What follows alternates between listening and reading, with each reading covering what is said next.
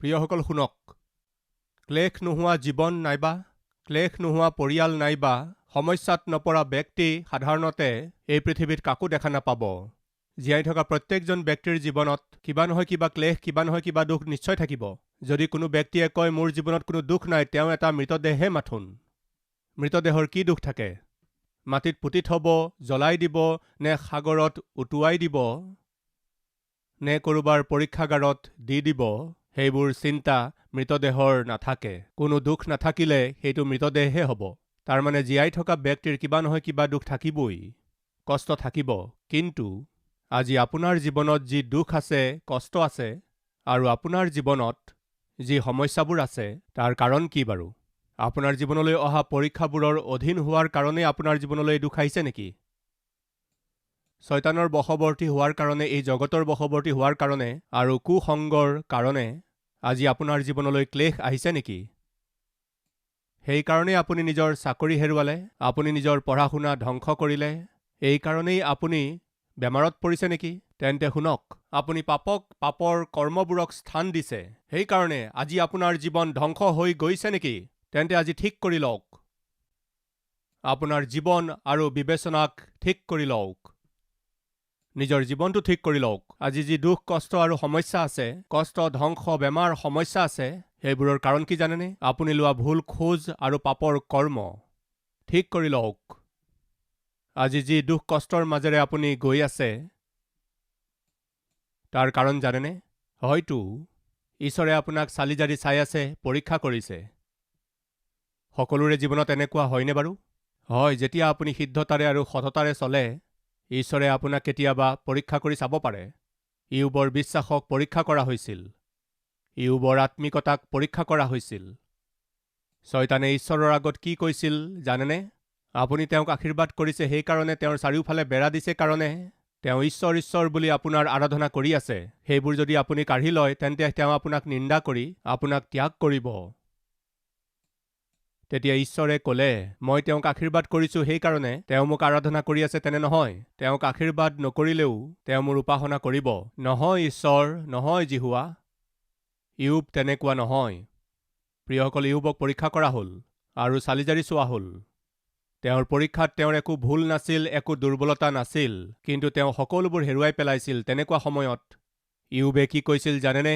জিহুৱাই দিলে আৰু জিহুৱাই নিলে, জিহুৱাৰ নামত মহিমা হওক। ইয়োব দুখৰ মাজেৰে গৈ থাকোঁতে, কষ্ট, হানি, বেমাৰ আৰু যেতিয়া গোটেই শৰীৰত খহু হৈছিল, তেওঁ যেতিয়া ছাইত বহি আছিল, তেতিয়া পত্নী আহি ক'লে, তুমি নিজৰ ভক্তি এৰি দিয়া, ঈশ্বৰৰ নিন্দা কৰি তুমি মৰি যোৱা। ইয়োবে কৈছিল, মোৰ উশাহ মোৰ পত্নীলৈ ঘৃণনীয় লাগিছে। ইয়োবে কৈছিল, মূৰ্খ তিৰোতাৰ দৰে কথা কৈ আছা, আমি কেৱল ঈশ্বৰৰ আশীৰ্বাদবোৰহে পাই থাকিব লাগে নেকি? দুখত পৰিলে তাক অনুভৱ কৰাৰ দায়িত্ব আমাৰ নাই নেকি? বাইবেলে কৈছে, এই সকলোবোৰ কথাত ইয়োবে নিজৰ মুখৰ কথাৰে কোনো ধৰণৰ পাপ নকৰিলে। প্ৰিয়সকল, আমি কি কৰোঁ? অলপমান দুখ পালেই, কষ্ট আৰু সমস্যাত পৰিলেই, যদি কোনোবাই নিন্দা কৰে, যদি কোনোবাই আঘাত কৰে, লগে লগে আমাৰ ঈশ্বৰলৈ মনত পৰে। লগে লগে আমি ঈশ্বৰক নিন্দা কৰিবলৈ লওঁ। আপুনি কেনেকুৱা ঈশ্বৰ? চাওক, এওঁ মোক কি বুলি কৈছে, চাওক এওঁ মোক কি বুলি কৈ আছে, মোৰ প্ৰতি কেনেকুৱা অন্যায় হৈ আছে, মোৰ জীৱনত মই কিমান যে কষ্ট পাই আছো, চাওক কি কৰি আছে আপুনি। আপুনি কি কষ্ট পালে? বাছ মিছ হৈ গ'ল। কি কৈ আছে? বাছ মিছ হৈ গ'ল বুলি কৈছে। বাছত উঠাৰ আগতেই সেইখন গুচি গ'ল। লগে লগে কি যে ঈশ্বৰ, অন্ততঃ মোক বাছখনতো উঠাব নোৱাৰিলে। ট্ৰেইন মিছ হৈ গ'ল, অটো মিছ হৈ গ'ল। সৰু সৰু কথাবিলাকৰ কাৰণেও অলপ পেটৰ বিষ হৈ গ'লেই, অলপ মূৰৰ বিষ হ'লেই, গাটো অলপ দুৰ্বল হ'লেই ঈশ্বৰক প্ৰশ্ন কৰা লোক নাই বুলি ক'বনে বাৰু? কোনোবাই যদি অকণমান আমালৈ চাই অপমান কৰে, ঈশ্বৰক নিন্দা কৰা লোক নাই বুলি ক'বনে? আছে। কিন্তু ইয়োবলৈ চাওকচোন, তেওঁ নিজৰ সকলোবোৰ হেৰুৱালে, তথাপিও তেওঁ নিজৰ মুখৰ কথাৰ দ্বাৰা একো পাপ নকৰিলে। সাধাৰণতে এজন ব্যক্তি কষ্টৰ মাজেৰে গ'লে, বেমাৰৰ মাজেৰে গ'লে, দুখৰ মাজেৰে গ'লে, হয় তেওঁ ঈশ্বৰৰ নিন্দা কৰে, নাইবা আশে পাশে থকা লোকসকলৰ নিন্দা কৰে। তেওঁ নিজৰ মুখখনক নিয়ন্ত্ৰণ কৰি নাৰাখে। লাগিলে চাই লওক জীৱনত কিবা দুখ, সংকট, ক্লেশ, সমস্যা আহিলে কি কৰে। দৰমহা অলপ দেৰিকৈ পালেই, প্ৰিয় ভনীসকল, স্বামীয়ে দৰমহা দেৰিকৈ পালে কি আপুনি মনে মনে থাকিবনে? মাহৰ 1 তাৰিখে আপোনাৰ স্বামীয়ে দৰমহা লৈ আহিব লাগে। তেওঁ যদি খালী হাতেৰে ঘৰলৈ আহে, কি হ'ল, খালী হাতে আহিছা যে, আজি দৰমহা নাপালোঁ। যদি এইদৰে কয়, একো নাই, প্ৰতি মাহে সময়ত দি আছে নহয়, এই মাহত অলপ পলম হৈ গ'ল, একো কথা নাই, কিবা কৰি চলাই নিম, এই বুলি ক'বনে? এবাৰ ভাবকচোন। সেই কোম্পানীৰ মানুহক গালি দিব, নাইবা তাৰ পাছত কাক গালি দিব? দৰমহা পাওঁতে এসপ্তাহ যদি দেৰি হৈ যায়, কোম্পানীক গালি দিয়াৰ পাছত, অফিচাৰসকলক গালি দিয়াৰ পাছত এসপ্তাহ 10 দিনৰ পাছতো যদি দৰমহা নাপায়, আপোনাক গালি দিবলৈ আৰম্ভ কৰি দিব। মই বিয়া কৰিলোঁ এনেকুৱা দৰিদ্ৰৰ লগত, তোমাৰ সৈতে বিয়া হোৱাতকৈ ভাল আছিল। সেই সময়তে আহি যায় কোন, কিবা এটা দিয়ক মা, সেয়া চোৱা, তাৰ সৈতে কৰা হ'লেই ভাল আছিল, তাৰ সৈতে কিয় বিয়া পাতিবা তুমি? 7 বিধমান তৰকাৰী লৈ আহে সি, তেন্তে কৰি ল'ব লাগিছিল নহয়। ভিখাৰীৰ সৈতে। তাৰমানে মই ক'ব বিচাৰিছোঁ যে যদি কিবা কষ্ট আহি পৰে, কিবা দুখ যদি জীৱনলৈ আহি যায়, সৰ্বপ্ৰথমে ঈশ্বৰক নিন্দা কৰে আৰু দ্বিতীয়তে আশে পাশে থকা লোকসকলক নিন্দা কৰে। সাধাৰণতে মানুহৰ স্বভাৱ এনেকুৱাই। কিন্তু ইয়োবে নিজৰ সন্তান হেৰুৱালে, নিজৰ সম্পত্তি হেৰুৱালে, নিজৰ বৈভৱ হেৰুৱালে, নিজৰ স্বাস্থ্য হেৰুৱালে, নিজৰ সকলোবোৰ হেৰুৱালে, এজন অনাথ হৈ থাকি গ'ল আৰু ছাইৰ ওপৰত বহিল। তেওঁৰ পত্নী আহি ক'লে, তুমি মৰি গ'লেই ভাল আছিল। কিছুমান পত্নী বৰ ভয়ানক থাকে। পত্নী নে শত্ৰু কওকচোন? তেওঁক সহযোগ কৰাৰ সলনি, তেওঁক সহায় দিয়াৰ সলনি তেওঁ আহি কৈছিল, তুমি মৰি যোৱা। প্ৰিয়সকল, তেতিয়াও ইয়োবে নিজৰ মুখেৰে পাপ নকৰিলে, কাৰণ জানেনে, ইয়োব সিদ্ধ আছিল। ঈশ্বৰে সাক্ষ্য দিলে এই বুলি, এই পৃথিৱীত থকা সকলো লোকৰ মাজত ইয়োবৰ দৰে সিদ্ধ আৰু সৎ ব্যক্তি দ্বিতীয়জন নাই। আপুনি তেওঁক বৰ ধাৰ্মিক বুলি কৈ আছে। তেওঁ কিয় ধাৰ্মিক হৈ আছে জানেনে? কিয় হয়? আপুনি দিয়া আশীৰ্বাদবোৰৰ কাৰণে। সেই আশীৰ্বাদবোৰ আপুনি লৈ লওকচোন, তেওঁ আপোনাক নিন্দা কৰিব। শয়তানে যেতিয়া ক'লে, ঠিক আছে পৰীক্ষা কৰিম, ইয়োব যেতিয়া পৰীক্ষাৰ মাজেৰে গ'ল, তেওঁ নিন্দা নকৰিলে। কাৰণ জানেনে, ইয়োবে ঈশ্বৰৰ পৰা আশীৰ্বাদ পাইছিল, সেইকাৰণে আৰাধনা কৰা নাছিল। ইয়োব ঈশ্বৰৰ ভক্ত হৈ এই কাৰণে চলা নাছিল, কিয়নো ঈশ্বৰে তেওঁক আশীৰ্বাদ কৰিছে। আমাৰ মাজৰ বহুতো লোকে ঈশ্বৰৰ ওচৰলৈ কিয় আহে জানেনে? ঈশ্বৰৰ পৰা আশীৰ্বাদ পাবৰ বাবে, তেওঁৰ পৰা উত্তৰ পাবৰ কাৰণে, ঈশ্বৰৰ বৰ পাবৰ কাৰণে আহে। এইদৰে ঈশ্বৰৰ আশীৰ্বাদ আৰু বৰ পাবৰ কাৰণে অহা লোকসকল, শুনক, সেই আশীৰ্বাদ বা বৰ পাওঁতে অলপ যদি পলম হৈ যায়, যদি দেৰি হৈ যায়, ঈশ্বৰৰ আগত আপুনি প্ৰশ্ন কৰে, ঈশ্বৰৰ আপুনি নিন্দা কৰে আৰু প্ৰায় ঈশ্বৰক ত্যাগ কৰি গুচি যায়। কি কাৰণে? ঈশ্বৰৰ প্ৰতি আপোনাৰ ভক্তি বা শ্ৰদ্ধাৰ কাৰণে বা প্ৰেমৰ কাৰণে আপুনি ঈশ্বৰৰ ওচৰলৈ অহা নাই। কৃতজ্ঞতাৰে ঈশ্বৰৰ ওচৰলৈ নাহে। তেন্তে কিয় আহে? ঈশ্বৰৰ ওচৰলৈ গ'লে সুস্থতা পাম, তেওঁৰ ওচৰলৈ গ'লে চাকৰি পাম, তেওঁৰ ওচৰলৈ গ'লে সন্তান হ'ব, তেওঁৰ ওচৰলৈ গ'লে আশীৰ্বাদ পাম, কিবা নহয় কিবা আশা কৰি আপুনি ঈশ্বৰৰ ওচৰলৈ আহে। আপোনাৰ আশা পূৰ্ণ নহ'লে আপুনি নিন্দা কৰে। এয়া কোনোপধ্যে আত্মিকতা নহয়। আপোনাৰ আত্মিকতা সঠিক হয় নে নহয়, সময়ে সময়ে ঈশ্বৰে পৰীক্ষা কৰি চায়, চালি জাৰি চায়।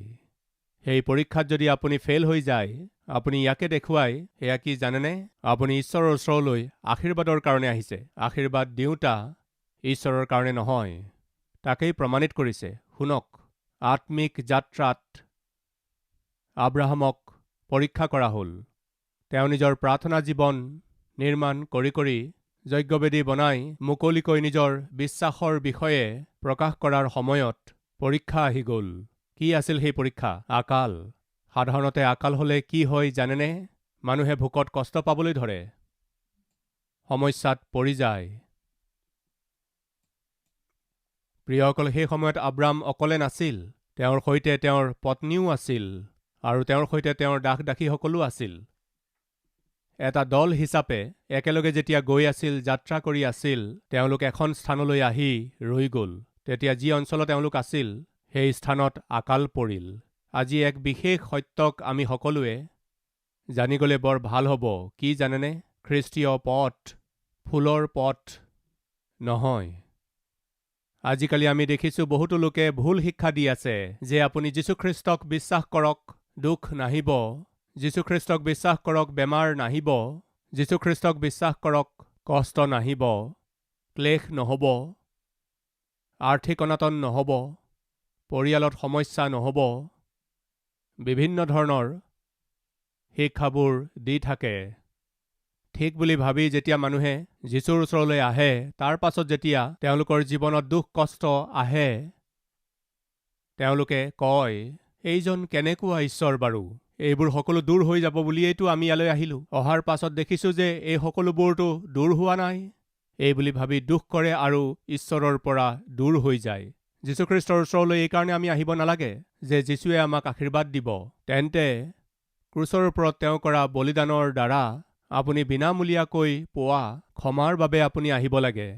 যীশুখ্ৰীষ্টে আপোনাক যি দিব বিচাৰে সেই অনন্ত জীৱনৰ কাৰণে আপুনি আহিব লাগে। মানুহৰ জীৱন কেৱল 60-70-80 বছৰহে নহয়। মানুহৰ মৃত্যুৰ পাছত তেওঁৰ প্ৰকৃত জীৱন আৰম্ভ হয়। প্ৰিয়সকল, কণীৰ ভিতৰত কুহুম এটা থাকে। সেই কণীটোৰ ভিতৰত থকা কুহুমটোৱে ভাবে, এইখনেই মোৰ জগত, এইখনেই মোৰ পৃথিৱী। এই বুলি ভাবি কণীটোৰ ভিতৰত থকা সেই কুহুমটোৱে 1 দিন, 2 দিন, 3 দিন, 4 দিন, 10 দিন, 15 দিন আৰু 20 দিন, 21 দিন, 21 days ভিতৰত সোমাই থাকে। সেই কণীটোৱেই তাৰ জগত, সেই কণীটোৱেই তাৰ পৃথিৱী বুলি সি ভাবে। এই কণীটোৰ বাহিৰত আৰু অন্য কোনো পৃথিৱী নাই বুলি ভাবে। যিমান সময়লৈকে সি তাত থাকিল, সেই কণীৰ ভিতৰৰ জগতখনৰ পৰা 21 দিনৰ পাছত সি লাহেকৈ তাক ফুটাই বাহিৰলৈ আহে। তেতিয়া এখন ডাঙৰ জগত সি দেখা পায়। কণীৰ ভিতৰৰ পৰা বাহিৰলৈ ওলাই অহাৰ লগে লগে এখন ডাঙৰ জগত দেখা পোৱাৰ পাছত, আহা, ইমান ডাঙৰ জগত সঁচাকৈ আছে জানো? কণীটোকেই সি জগত বুলি ভাবিছিল, তাতেই সি ঘূৰি ফুৰিছিল, তাকেই সকলো বুলি ভাবিছিল। প্ৰিয়সকল, কণীৰ ভিতৰত থকা সেই কুহুমটোৱে যেনেকৈ ভাবিছিল এই কণীটোৱেই মোৰ জগত আৰু এই 21 দিনেই মোৰ জীৱন বুলি ভাবিছিল, তেনেকৈ আমাৰ মাজৰ বহুতেই সেই অৱস্থাত আছে। এই 70-80 বছৰেই আপোনাৰ জীৱনকাল বুলি আপুনি ভাবি আছে। এই পৃথিৱীখনেই সকলো বুলি ভাবি আছে। এই পৃথিৱীৰূপী কণীটোৰ ভিতৰত আছে। যেনেকৈ কুকুৰাৰ পোৱালিটো কণীৰ ভিতৰত সোমাই থাকে, তেনেকৈ আপুনিও এই পৃথিৱীৰূপী কণীটোৰ ভিতৰত আছে। সি 21 দিন থাকে আৰু আপুনি 70-80 বছৰলৈকে থাকে। যেতিয়াই এই কণীটোৰ পৰা আপুনি এবাৰ বাহিৰলৈ ওলাই আহিলেই ঈশ্বৰে নিৰ্মাণ কৰা এখন ডাঙৰ জগতক আপুনি দেখিবলৈ পাব। খ্ৰীষ্টত যদি আপুনি নিদ্ৰিত হয়, খ্ৰীষ্টত থাকি যদি আপোনাৰ মৃত্যু হয়, স্বৰ্গৰূপী এক মহান জগত আপুনি দেখিবলৈ পাব। খ্ৰীষ্টৰ অবিহনে, খ্ৰীষ্টৰ ক্ষমা লাভ নকৰাকৈ আপোনাৰ যদি মৃত্যু হয়, অনন্তকলীয়া নৰক, এটা ডাঙৰ অগ্নিকুণ্ড আপুনি দেখিবলৈ পাব। আজি এই কথাবোৰ শুনি থকা ভাই ভনীসকল, আপোনাৰ মূৰৰ বিষতকৈ অধিক, পেটৰ বিষতকৈ অধিক, নিবনুৱা অৱস্থাতকৈও অধিক, আপোনাৰ ভোকতকৈও অধিক ভয়ানক এখন স্থান আপোনাৰ অপেক্ষাত আছে। সেইখন কি? অনন্ত নৰকৰ জুই, য'ত জুই নুনুমাব, পোক নমৰিব, সদায় ক্ৰদন আৰু দাঁত কৰচনি থাকিব, আৰু সেইখন চিঞৰ বাখৰৰ স্থান হয়। তাৰ নাম হৈছে নৰক, অনন্ত নৰক। অনন্ত নৰক মানে যিটো সদায় থাকিব, যাৰ কোনো অন্ত নাই। যদি আপুনি কোনো পাপ বা পাপৰ জীৱনতেই থাকি মৰি যায়, তেন্তে সেই নৰকলৈ যাব। কিন্তু আপোনাৰ পাপৰ কাৰণে মোৰ প্ৰভুৰ দ্বাৰাই লাভ কৰা ক্ষমা যদি আপুনি বিচাৰে, মোৰ প্ৰভুৱে আপোনাৰ বাবে মূল্য দিলে, সেইকাৰণে আপোনাক ক্ষমা কৰিব। বাইবেলে কৈছে যিজন খ্ৰীষ্ট যীশুত আছে তেওঁৰ ওপৰত কোনো দণ্ডৰ আজ্ঞা নহ'ব। ৰোমিয়াবিলাকৰ প্ৰতি পত্ৰৰ 8 অধ্যায় 1 পদত এই কথাটো আমি দেখিবলৈ পাওঁ। সেয়া কি? যিসকল খ্ৰীষ্ট যীশুত আছে তেওঁলোকলৈ কোনো দণ্ডাজ্ঞা নাই। কি কাৰণে? কাৰণ যীশুখ্ৰীষ্টে আপোনাৰ বাবে মূল্য পৰিশোধ কৰিলে। যীশুখ্ৰীষ্টে আপোনাৰ বাবে প্ৰাণ দিলে কাৰণে। যীশুখ্ৰীষ্টে আপুনি যি দণ্ড পাব লগা আছিল সেই গোটেই দণ্ড নিজৰ ওপৰত লৈ ল'লে কাৰণে। যিয়ে প্ৰভুত বিশ্বাস কৰিলে আৰু যিসকলে তেওঁৰ ক্ষমা লাভ কৰিলে তেওঁলোকৰ কোনেও নৰকলৈ যাবৰ প্ৰয়োজন নাই। কি কাৰণে? সেই দণ্ড প্ৰভুৱে লৈ ল'লে, মূল্য প্ৰভুৱে পৰিশোধ কৰিলে। এয়া শুভবাৰ্তা। এয়া হৈছে যীশুখ্ৰীষ্টৰ শুভবাৰ্তা। যীশুখ্ৰীষ্টক বিশ্বাস কৰা কোনোৱেই নৰকলৈ যাবৰ প্ৰয়োজন নাই। কিয়নো ঈশ্বৰে জগতক ইমান প্ৰেম কৰিলে যে নিজৰ একমাত্ৰ পুত্ৰক দান কৰিলে, যাতে যিকোনোৱে তেওঁক বিশ্বাস কৰে তেওঁ নষ্ট নহয়, কিন্তু অনন্ত জীৱন পায়। সেইকাৰণে প্ৰভুক আমাৰ বাবে দি দিলে। আপুনি মই নষ্ট হৈ যোৱাটো ঈশ্বৰে নিবিচাৰে। মই আৰু আপুনি নৰকলৈ যোৱাটো ঈশ্বৰে নিবিচাৰে। সেইকাৰণে ঈশ্বৰে নিজৰ প্ৰিয় পুত্ৰক এই জগতলৈ পঠালে। কি কাৰণে? মোৰ আৰু আপোনাৰ স্থানত আমি কৰা পাপ কৰ্মবোৰৰ কাৰণে দণ্ড পাবৰ কাৰণে। আপুনি যি দণ্ড পাবলগীয়া আছিল তাৰ পৰা আপোনাক মুক্ত কৰিবৰ বাবে ঈশ্বৰেই যীশুখ্ৰীষ্ট ৰূপে এই পৃথিৱীলৈ আহিল। ঈশ্বৰেই যি দণ্ড আপুনি পাবলগীয়া আছিল তাক নিজৰ ওপৰত ল'লে। ঈশ্বৰেই নিজৰ তেজ বোৱাই মোৰ আৰু আপোনাৰ স্থানত প্ৰাণ দিলে। ঈশ্বৰ হয়, সেইকাৰণে মৃত্যুৰ ওপৰত জয় কৰি পুনৰাই জি উঠিল। মোৰ প্ৰভু যীশুখ্ৰীষ্টই মৃত্যুৰ ওপৰত জয়যুক্ত হৈ জি উঠিল, মৃত্যুৰ ওপৰত জয়যুক্ত হ'ল। তেওঁ আজিও জীৱিত হৈ আছে। প্ৰিয়সকল, আমাৰ মূৰৰ বিষ, পেটৰ বিষ বা ভৰিৰ বিষৰ বাবে যীশুখ্ৰীষ্টক বিশ্বাস কৰিব নালাগে। কিন্তু আপুনি বিশ্বাস কৰিবলগীয়া কাৰণটো হৈছে, আপুনি তেওঁৰ উপস্থিতিলৈ আহিবৰ কাৰণটো হৈছে, সেই প্ৰভুৱে আপোনাক ক্ষমা কৰি পৰিত্ৰাণ দিব। সেইকাৰণে আহিব লাগে। পাপৰ ক্ষমাৰ কাৰণে, অনন্ত জীৱনৰ কাৰণে। আপুনি যেতিয়া খ্ৰীষ্টক নিজৰ ব্যক্তিগত ত্ৰাণকৰ্তাৰূপে গ্ৰহণ কৰিব আৰু যীশুক নিজৰ ঈশ্বৰ হিচাপে গ্ৰহণ কৰিব, তেতিয়া শুনক প্ৰিয় ভাই ভনীসকল, এই জগতত আপোনাৰ ওপৰলৈ যি কষ্ট আহক, ক্লেশ আহক, দুখ আহক, সংকট আহক, যি হ'লেও যীশুখ্ৰীষ্টৰ প্ৰেমৰ পৰা আপোনাক দূৰ কৰিব নোৱাৰিব। কাৰণ আপুনি জগতৰ আশীৰ্বাদবোৰ পাবৰ কাৰণে যীশুখ্ৰীষ্টৰ ওপৰত আপুনি বিশ্বাস কৰা নাই। এয়া সত্য। আপুনি যেতিয়া যীশুখ্ৰীষ্টক বিশ্বাস কৰে, নিৰ্ভৰ কৰে, তেতিয়া আপুনি প্ৰভুৰ সৈতে সকলোবোৰ আশীৰ্বাদ পাই যায়। তাত কোনো সন্দেহ নাই। কিন্তু যীশুখ্ৰীষ্টক গ্ৰহণ কৰাৰ কাৰণ কেৱল আশীৰ্বাদবোৰ নহয়, তেন্তে প্ৰভুৱে দিয়া পাপ ক্ষমাৰ কাৰণে, অনন্ত জীৱনৰ কাৰণে। আপুনি খ্ৰীষ্টক ত্ৰাণকৰ্তাৰূপে গ্ৰহণ কৰিছে। আপুনি খ্ৰীষ্টক যেতিয়া নিজৰ ত্ৰাণকৰ্তাৰূপে গ্ৰহণ কৰিব, শুনক, আশীৰ্বাদবোৰৰ কাৰণে নহয়, আশীৰ্বাদ দিওঁতা ঈশ্বৰজনক যদি আপুনি বিচাৰিব, সেই ঈশ্বৰে আপোনাক সকলোবোৰ আশীৰ্বাদ দিব। আপোনাক সকলোবোৰ দিব। কি কাৰণে? আপুনি প্ৰভুক বিচাৰিছে কাৰণে।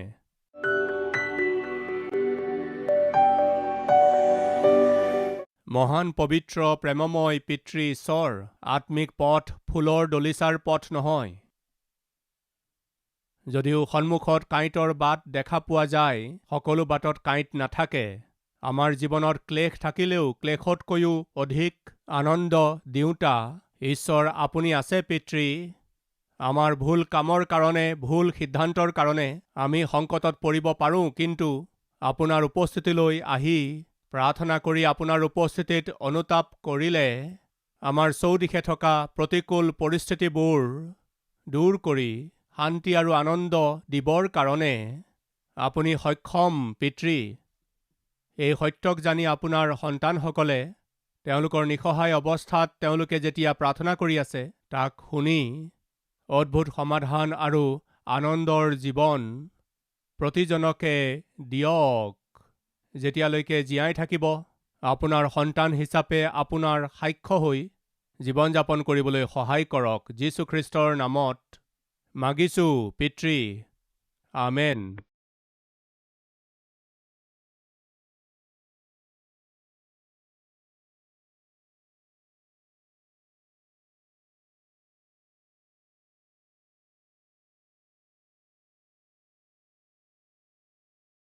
আমাৰ ঠিকনা কালবাৰী, পোষ্ট বক্স নম্বৰ 30, কুকটপল্লী, হায়দৰাবাদ 72।